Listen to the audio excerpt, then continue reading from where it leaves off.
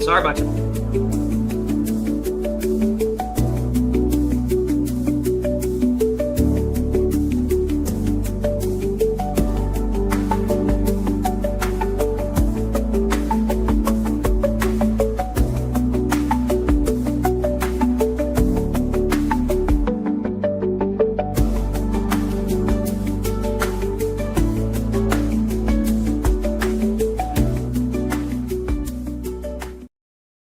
Live from the Pines, episode 94, almost to 100. Today we welcome back Coach Morgan, athletic director, head football coach, Port Arthur Memorial High School. How you doing, Coach? All good, as long as you keep winning. I hear that. It's glad to have you back on the show. What's it feeling like in Port Arthur? Playing football in December, like you said last week, the community was all out, fans all out. What's it looking like in Port Arthur right now? I mean, obviously a lot of positive energy and a lot of good things going on. I think anywhere you are, anytime you're winning and kind of on a run, people get behind you and you get more people showing up week in, week out that maybe wouldn't regularly come to the game. Maybe they're not tied to an individual that's currently playing. But no, the community's been great. It's been a great atmosphere at the games. So, does the day-to-day change, or, we doing the same things that we've been doing since the regular season and district play and all that? It hadn't changed a bit for us, that's for sure. We're on the same routine. It's a little different this week just because it's a Saturday game. But a Monday practice is a Monday practice. Our kids know what they get, and we'll roll the rest of the week. So I haven't got a chance to break down all the brackets and numbers and stuff, but, there's not many teams left playing right now. And, what's the message like to the kids, letting them know how, they did all, the coaches did everything to, prepare them to get here, but without them being on the field, we can't be here, and they've, earned the right to play football in December. Yeah, I mean, it's way easier to motivate them at this point than it is at some other times during the season. They're locked in. When the game went final last night and we kind of solidified what the plan was this week, I mean, they were blowing up my phone with text, and there's some things, just amongst us that we say and communicate, and that they're ready to go. Yeah, imagine. So, you start the first round out, you play Galena Park, take care of business there, then you roll by and consolidate it, and then you roll by the brother school, College Station, and you look back a couple of weeks ago, I would have never imagined College Station, playing in the third round, and here they are. It's crazy how district play shakes out, and then you get a team, playing in the third round. Now you have Barbers Hill, who dropped a couple big games this season that are now playing you guys in the regional final. Yeah, I think during district play, I mean, if you look on College Station side, they lost a couple games early.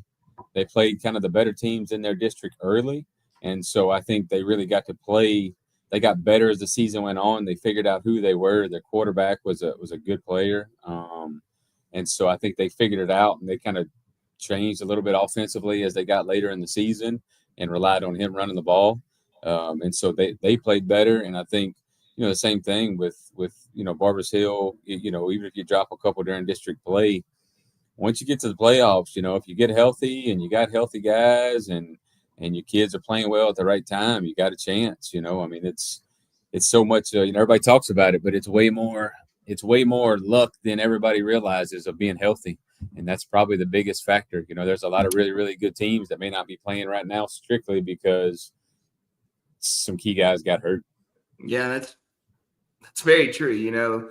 It's hard to keep your full team together this long in the season, and that's something that you've been blessed with is keeping your guys healthy and having everybody ready to roll. And what sticks out the most to you about your team going back to the middle of the district is when you were headed to Luck and basically to where you are now?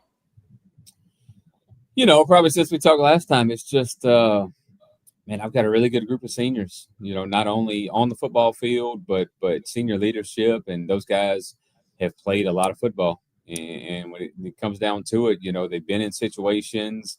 They're really controlled in games. The last two games, I think, were tie games at halftime.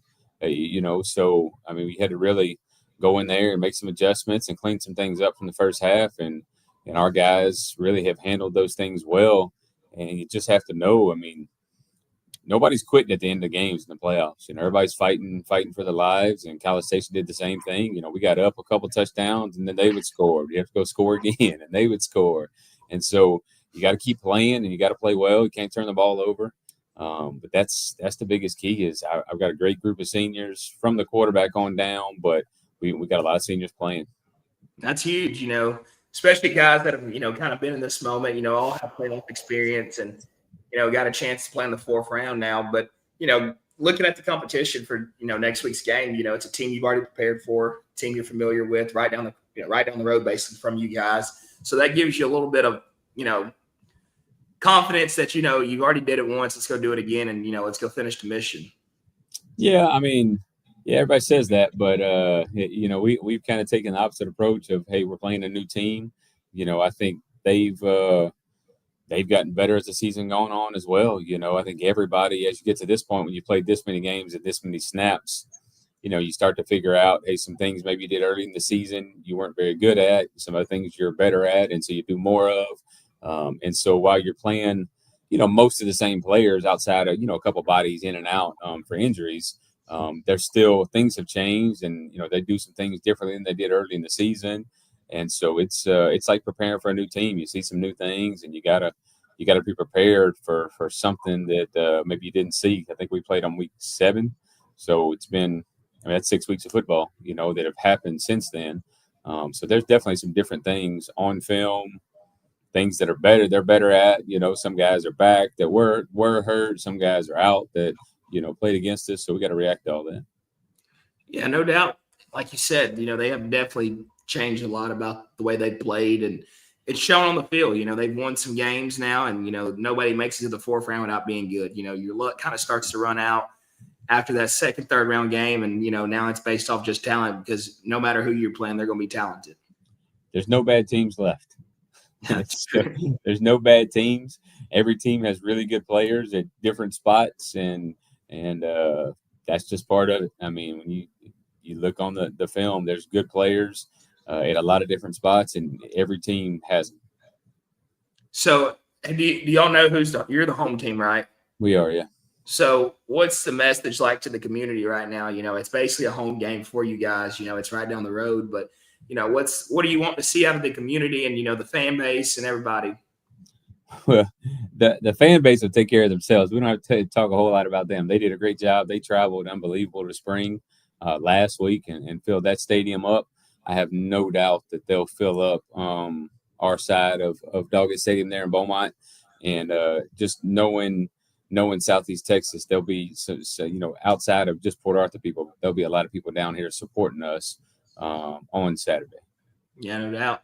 So one thing that doesn't really relate to this show, we talked about it kind of earlier in their season, but what have you done so well to keep your kids, focused, in order, bought in, and letting them understand that we win a district championship, that's great, but it's not the final mission. Everybody says play at Thanksgiving, play in December. That's the 2 goals. Then go play for a state championship. But what have you did to keep your kids locked in and humbled, and ready for this big game Saturday? Well, I think there's been a lot of realism amongst our kids.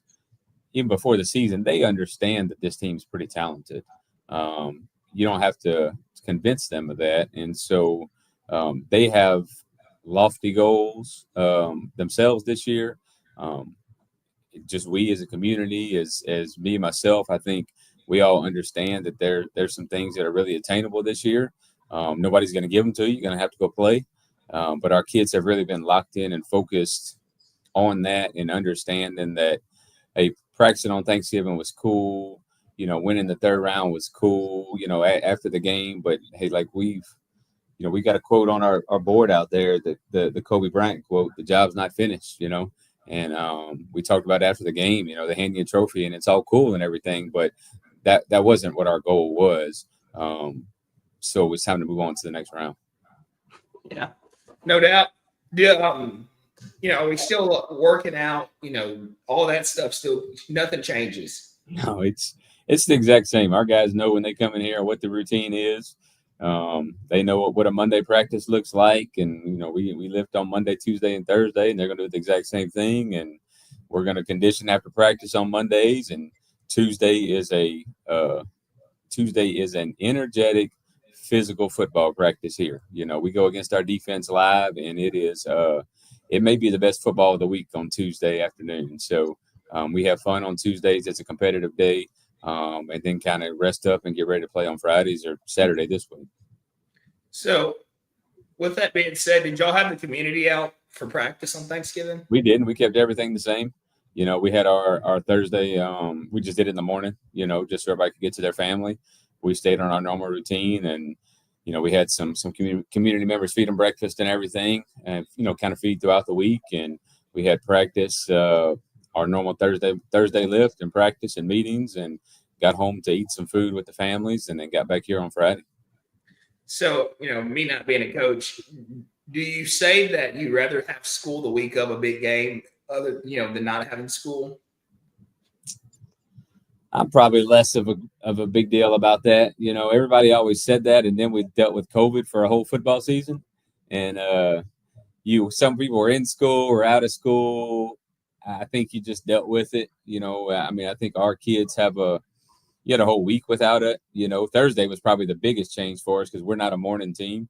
That was the first day we came up in the morning all season long, and so Thursday was a little bit different for our kids, but Monday, Tuesday, and Wednesday, we practice in the afternoon, just like we do every day of the year.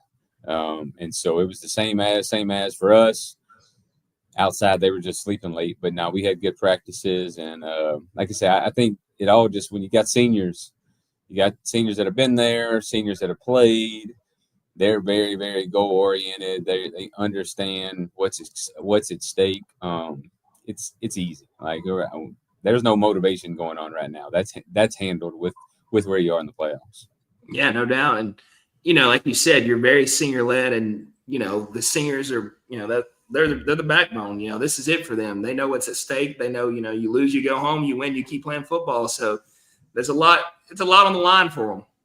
Yeah, it is. And I mean, for them, it's just realistic. I don't know if they've ever thought of it, but realistically, outside of a handful of them, once their high school season ends, their senior season ends, that's the last time they'll play football. And so, we're fortunate enough to have some guys that are going to go play ball in college, but that's not the majority of them. And so, they've I'm sure it's in the back of their mind, but I think that's why you see these playoff games where teams are just fighting, because kids do have a realization that, hey, this is it. This isn't one of those sports that 10 years from now, you put pads back on and you go play. That's me and you go to the golf course, but no, we're not going to play football, Yeah. And so that's a big deal for kids. And I think that's why you see so much emotion in these games and these playoff games, because it means something to them. Well, after you leave Jerry World, if it's all, everything goes right, I'd love to have you down here at Crown Colony and get you around to golf in. Hey, I will definitely do that. I got to take care of Barbers Hill at Doggett Stadium before I worry about any other stadium. That's why I said after you leave Jerry World. Yeah. I'm worried about this week first. I don't even know what's in store around the rest of the state. But Barbers Hill is going to be a really good test. They're a good football team, and they're playing really, really well at this point in time.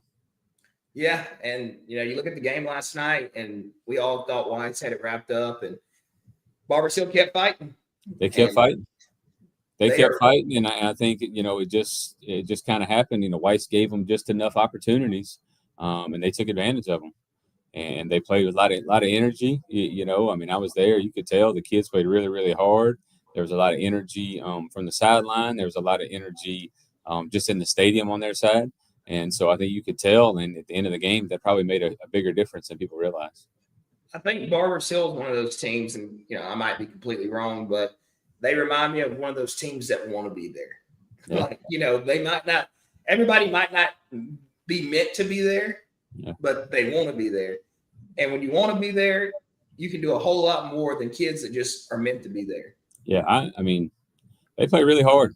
I mean, they played really hard when we played them last time too, but they played really hard, and they've got some talented kids, and so when you put that together and you play sound football and you play well, you at least give yourself a chance to win those games, and so they've taken advantage when the last couple of weeks when teams have made mistakes, they've capitalized on it. Well, Coach Morgan, like I said, we'll keep it short and sweet. Go out there, take care of business on Saturday. Got it on the calendar to try to make that game. We're going to see what happens. That's a lot of days out before now, and hopefully this weather will clear up some and you won't have to worry about rain delays. I think that's been an issue for a lot of teams. Oh, man, cold and rain would be good for us. If those Panthers are playing, I'd be there 100%, but yeah. I don't know if I'm going to go stand out there in the rain for anybody other than the Panthers. Well, I tell you what, that cold and rain will be good. We're gonna run the football, so that cold and rain will fit us just right. Yeah, y'all don't have a problem with running the football. That's that's been something y'all been doing all year long, and it's like they say, if it ain't broke, don't fix it. Yeah. I tell everybody, good players taking care of bad coaching. That's it. So we just try to make sure they get on the bus and hand them the football, and they know where the end zone is. They know how to find it. Well, Coach Morgan, like we always say, good luck this week. Go take care of business and bring it back to Port Arthur. Everything goes right. Guess I'll look forward to having you back on next week. I hope so. Good luck, Coach Morgan. Good luck to your kids and everybody else. We wish y'all nothing but the best. Thank you for coming on Live from the Pines.